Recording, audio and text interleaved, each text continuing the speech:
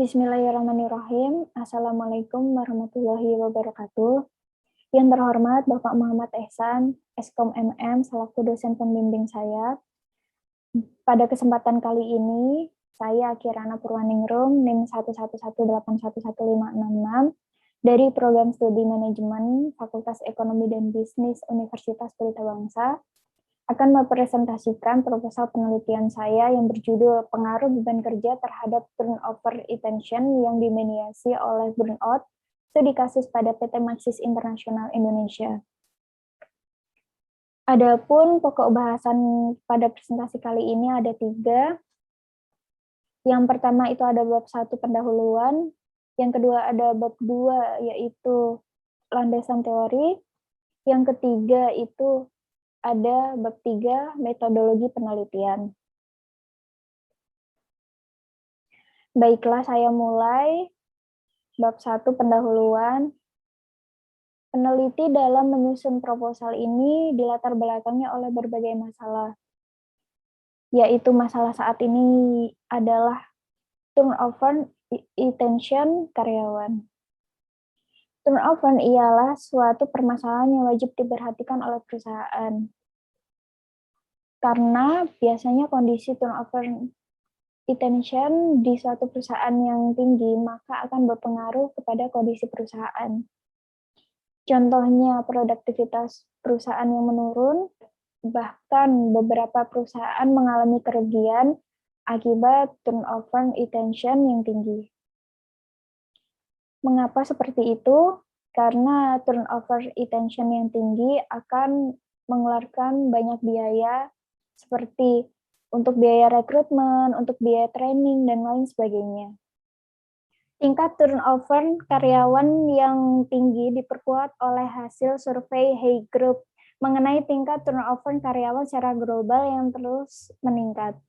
Adapun pemaparan mengenai tingkat turnover karyawan secara global adalah sebagai berikut. Di sini peneliti menampilkan grafik sumber dari Hay Group Cyber Analysis 2014. Dapat disimpulkan bahwa dari tahun 2010 hingga 2018, tingkat turnover retention di seluruh dunia itu setiap tahunnya mengalami peningkatan yang signifikan. Hal ini disebabkan karena banyak pekerja di seluruh dunia mencari beberapa pekerjaan baru. Hal ini disebabkan oleh beberapa faktor. Adapun faktor yang sering terjadi yaitu karena pekerja mengalami beban kerja yang berlebihan, sehingga mengalami kelelahan dan memutuskan untuk mencari pekerjaan baru yang memiliki beban kerja yang lebih ringan. Indonesia juga merupakan salah satu negara yang memiliki tingkat turnover retention yang tinggi. Dalam hal itu dibuktikan oleh hasil survei Hay Group Cyber Analysis ini. Tingginya tingkat turnover retention juga dialami pada lingkup internal perusahaan. Dan dialami juga oleh PT Maxis International Indonesia. Berikut peneliti menampilkan data rekapitulasi tingkat turnover retention di PT Maxis International Indonesia. Di sini bisa dijelaskan bahwa ada beberapa bulan yang mengalami kenaikan dan beberapa bulan mengalami penurunan. Dan puncak tertinggi turnover yaitu pada bulan Juli, Agustus, dan September. Mencapai 35% dari total karyawan, kurang lebih 1.293 karyawan. Haris tahun 2005 mengatakan jika di suatu perusahaan mengalami tingkat turnover retention lebih dari 10% dari jumlah karyawan, maka menurut banyak standar hal itu terlalu tinggi. Berdasarkan grafik yang peneliti tampilkan bahwa peningkatan turnover terjadi karena beberapa faktor, yaitu beratnya beban kerja yang ditanggung karyawan. Tentunya masalah ini juga berdampak terhadap produktivitas perusahaan. Terkait dengan burnout yang terjadi pada karyawan PT Maxis, Hal ini menjadi penyebab yaitu kelemahan fisik karena tekanan pekerjaan yang tinggi, baik karena lembur maupun bekerja secara speed. Di saat target naik, dan hal itu juga terjadi di beberapa perusahaan lainnya.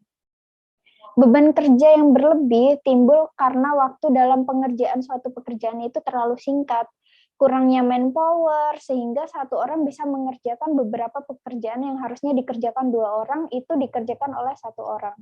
Hal tersebut juga menimbulkan burnout pada karyawan. Faktor-faktor tersebut yang dialami oleh karyawan yang bekerja di PT Maxis dan melakukan turnover itu berdasarkan laporan dari hasil analisa turnover intention HRD PT Maxis International Indonesia. Dan faktor-faktor tersebut juga hal yang paling sering terjadi.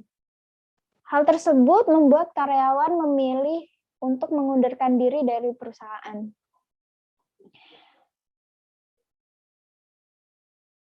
Atas dasar isu dan fenomena tersebut, peneliti tertarik untuk mengkaji lebih mendalam mengenai turnover, beban kerja, dan burnout. Dengan mengambil judul pengaruh beban kerja terhadap turnover intention yang dimediasi oleh burnout, studi kasus pada PT Maxis International Indonesia. Selanjutnya yaitu bab 2, landasan teori. Yang pertama, peneliti akan menjelaskan tentang variabel X, yaitu beban kerja.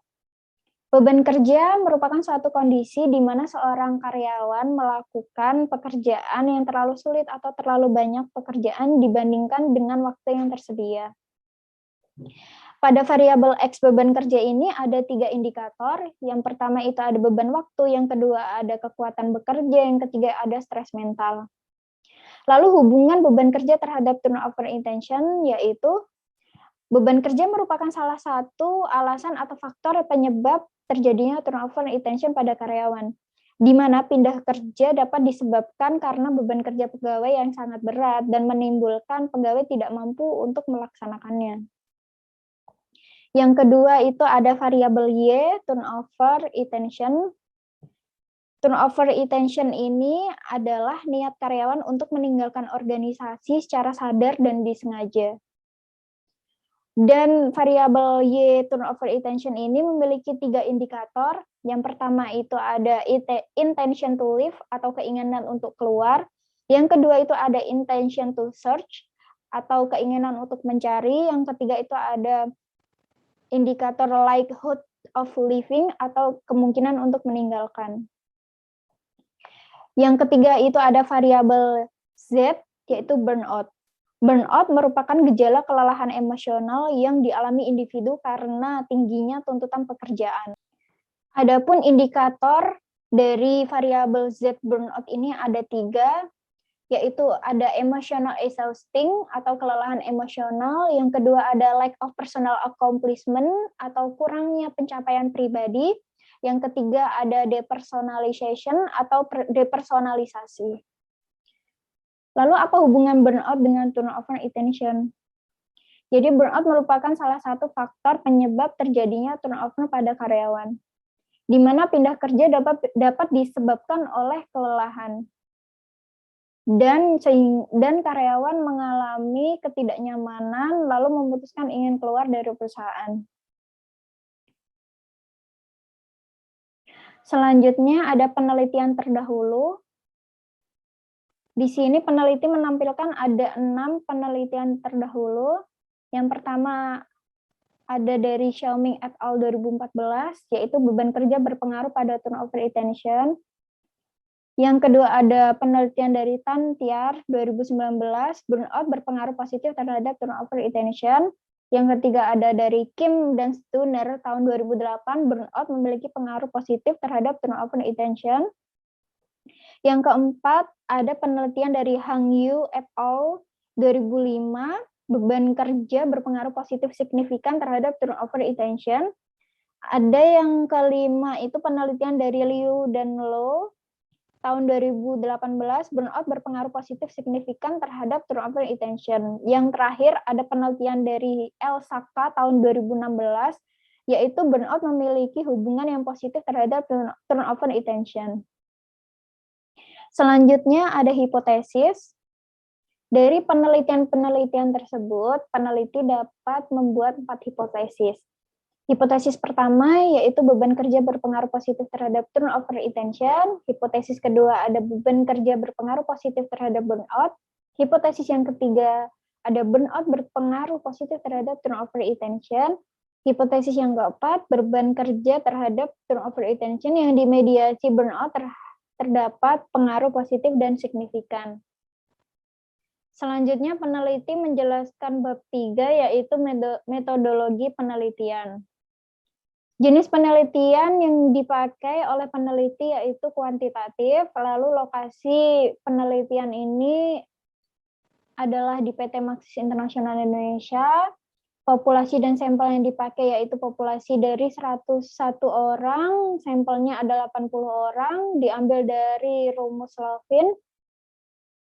Sumber data ada 2, data primer dan data sekunder. Data primernya itu hasil kuesioner yang disebarkan ke 80 karyawan PT Maxis. Data sekundernya adalah jurnal dan laporan. Lalu teknik pengumpulan data dalam penelitian ini adalah penyebaran kuesioner melalui Google Form yang terkoneksi dengan alamat email. Teknik pengambilan sampel itu ada 2, metode sampling dengan teknik metode samplingnya yaitu probability sampling, yang teknik yaitu simple random sampling, lalu alat untuk analisis data dalam penelitian ini yaitu SIMPLS, lalu software yang dipakai dalam penelitiannya ini yaitu Smart PLS 3.0. Baik, itu saja yang bisa peneliti paparkan. Mohon maaf bila ada salah-salah kata. Akhir kata saya ucapkan terima kasih. Wassalamualaikum warahmatullahi wabarakatuh.